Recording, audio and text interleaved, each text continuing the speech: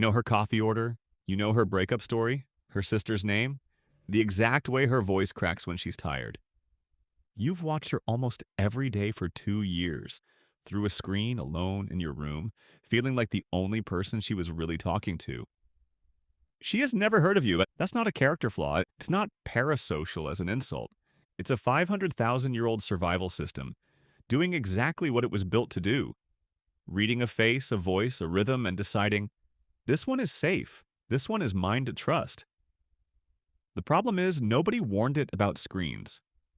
In 1956, sociologists Donald Horton and Richard Wohl studied something strange happening in American living rooms. Television hosts were looking directly into the camera, talking as if to one person, and viewers were responding as if they had a real relationship with someone who didn't know they existed. Horton and Wohl gave it a name: parasocial interaction, intimacy at a distance. Social psychologist Robert Zajonc found something even simpler happening underneath that. In 1968, he showed that mere repeated exposure to a stimulus, a face, a voice, a sound, it didn't matter, was enough on its own to make people like it more.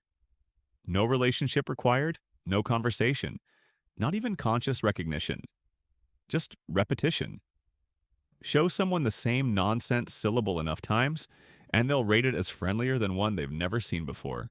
Now put a familiar voice in your room 5 nights a week for 2 years, and she doesn't need to know your name. Repetition alone is doing the work that, for your ancestors, used to require trust actually earned. Zajonc explains why the exposure works. Anthropologist Robin Dunbar explains why your brain never learned to be suspicious of it. For most of human history, you lived in groups of about 150 people, tops. Every face was a known quantity. Every voice belonged to someone who could help you, or hurt you, or feed you when you were sick. Your brain never evolved a filter for person I've watched, but who has never watched me back. Because until about a century ago, that category didn't exist. So when a familiar voice shows up on a screen, night after night, your ancient tracking system does what it always did with a repeated, familiar presence. It files them under known, under safe, under quietly mine. Psychologist Jaye Derrick tested what that gives you back. In her research on what she calls social surrogacy, she found people turn to a favorite show or personality specifically when they feel lonely. And it works. Thinking about a favored character measurably softened drops in mood and self-esteem after a real rejection. Your brain doesn't just tolerate the substitute, it uses it as medicine, on demand with no waiting room. But medicine has a cost when you take too much of it. Researchers McDaniel and Sarah Coyne coined a term for what happens on the other side of that screen, inside the actual room you're sitting in: technofrints. The small, constant interruptions technology creates in the relationships that are supposed to be real. Couples who reported more of it were less satisfied, more distant, more likely to describe feeling alone in a room with another person. The medicine for loneliness taken in the wrong room becomes the cause of it. Picture the dinner table. 4 plates, 4 chairs, 1 family. Dad's thumb is moving. Mom's eyes are down. Your sister has 1 earbud in, listening to a podcast host tell a story she's heard 3 times and still laughs at. Nobody's fighting. Nobody's even talking. Your sister could tell you what the podcast host's dog is named. She couldn't tell you what your father did today, sitting 4 feet away from her. Ask her to describe her own father's job in 1 sentence, and she stumbles. So ask about the host's childhood dog, and she doesn't even pause.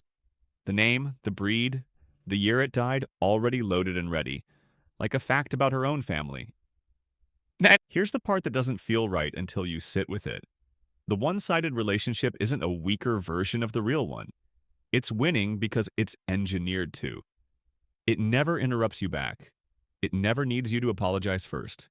It never gets tired, distracted, or busy with its own problems. It performs closeness on a schedule, at your convenience, with none of the friction real intimacy requires. The repair after a fight, the awkward silence, the risk of being actually known and actually rejected. Your ancestor brain, built to treat consistent and familiar as trustworthy, can't tell that this consistency is manufactured. So it does what it's always done with something safe and familiar.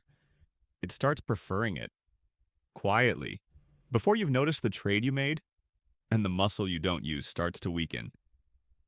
Real intimacy is built out of small repairs. The apology after you snapped, the awkward check-in after a fight, the discomfort of saying the true thing out loud. Skip enough of those repetitions in favor of the safer, one-sided version, and the skill doesn't just go quiet. It gets harder to reach for exactly when you need it most, with the people who are actually in the room. Now stretch that same wiring one step further.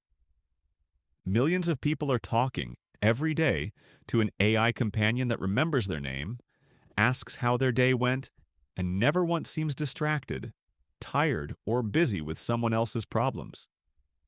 It is Horton and Wohl's television host, upgraded, a relationship with zero of the risk, and all of the appearance of being known. Sherry Turkle, a psychologist at MIT who has spent decades studying people's relationships with their devices, has a blunt way of putting it. We now expect more from technology and less from each other. Not because technology is better at caring, because it's better at performing the appearance of caring, with none of the inconvenience of an actual person's needs. This isn't rare anymore.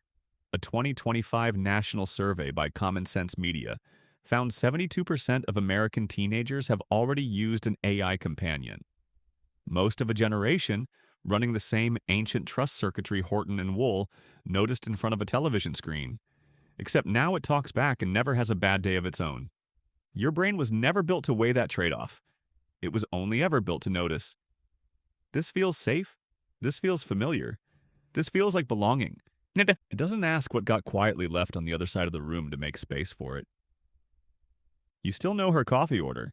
She still doesn't know you exist.